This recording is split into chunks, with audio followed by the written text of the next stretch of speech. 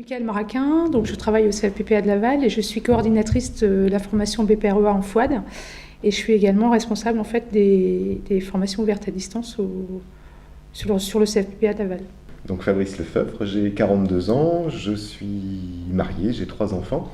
Je suis stagiaire en formation BPREA à distance et j'ai un projet d'élevage d'escargots.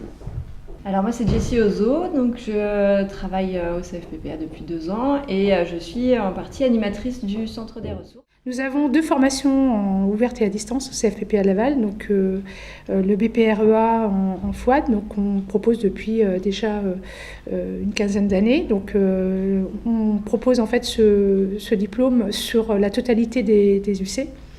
Et donc la particularité du BPREA, c'est d'avoir plusieurs options techniques. Et puis, donc, c'est vraiment un parcours individualisé qui est proposé aux candidats. Et puis, nous avons aussi le BPREH, donc en FOAD, que nous avons mis en place donc en 2014.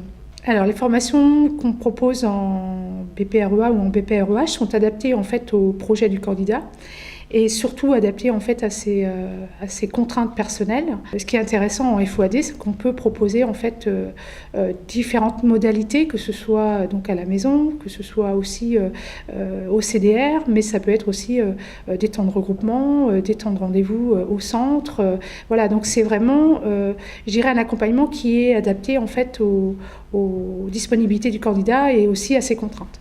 Le choix de la FOAD, c'était de pouvoir en fait concilier ma vie familiale et ma vie en fait, professionnelle, formative en fait aujourd'hui. C'était vraiment dans la formule en fait BPREA comme ça à distance. Donc il y avait le côté en fait où on s'organise en fait, on organise son temps de formation. Donc ça c'était important. Et puis il y a aussi le côté en fait où on construit en fait cette formation par rapport à notre projet.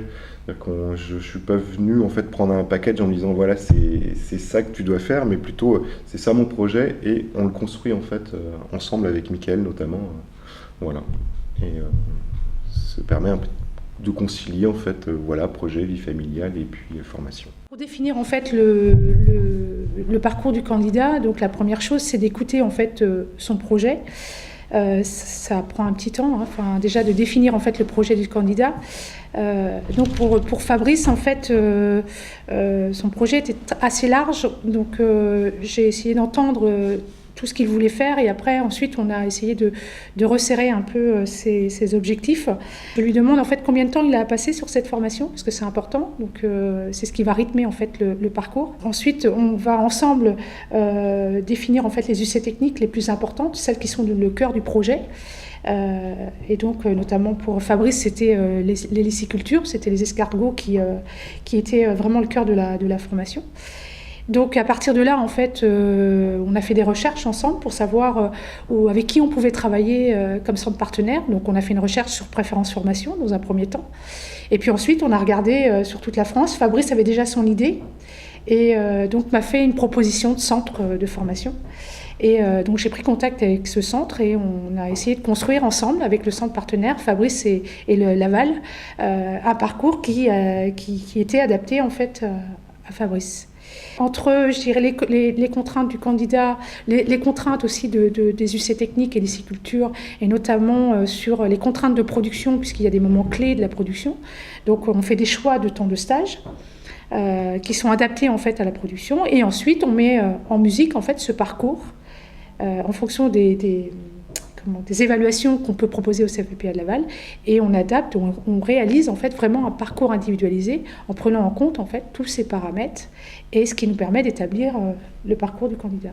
Dans le système préférence formation, donc le CFPPA de Laval est centre producteur pour la formation cheval et nous proposons effectivement des formations cheval pour des stagiaires qui sont issus d'autres centres de formation.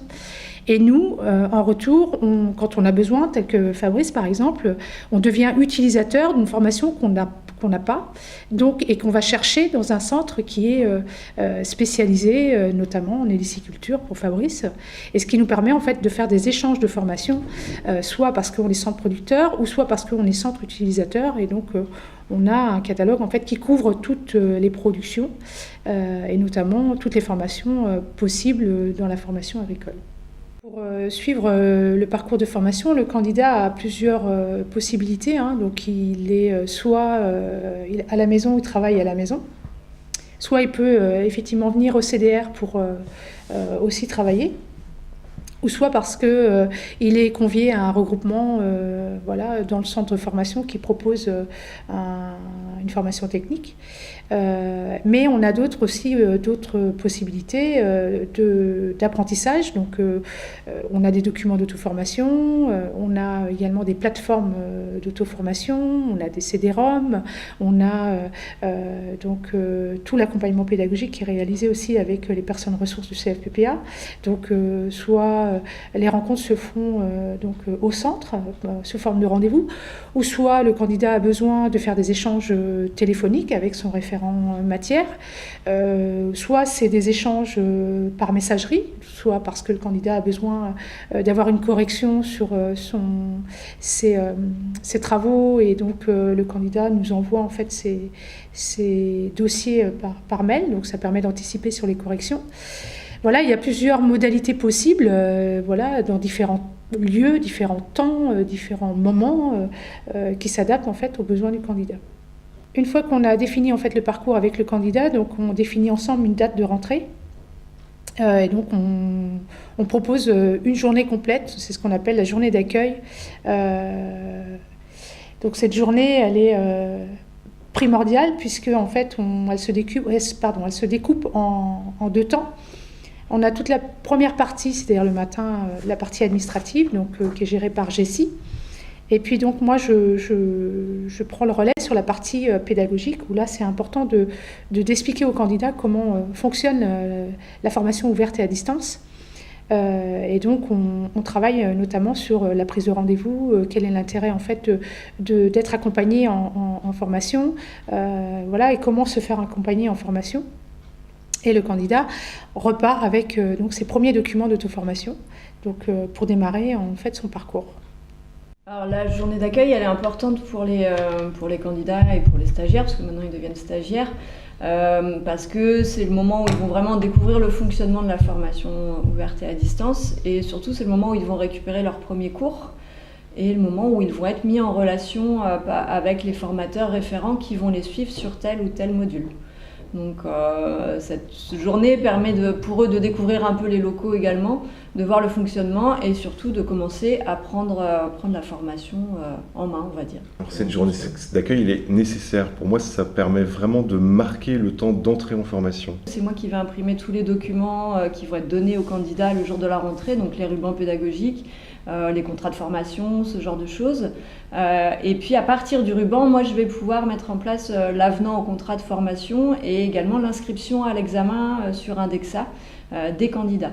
Donc voilà, j'interviens surtout à ce moment-là et puis lors de la journée d'accueil pour présenter le CDR aux candidats.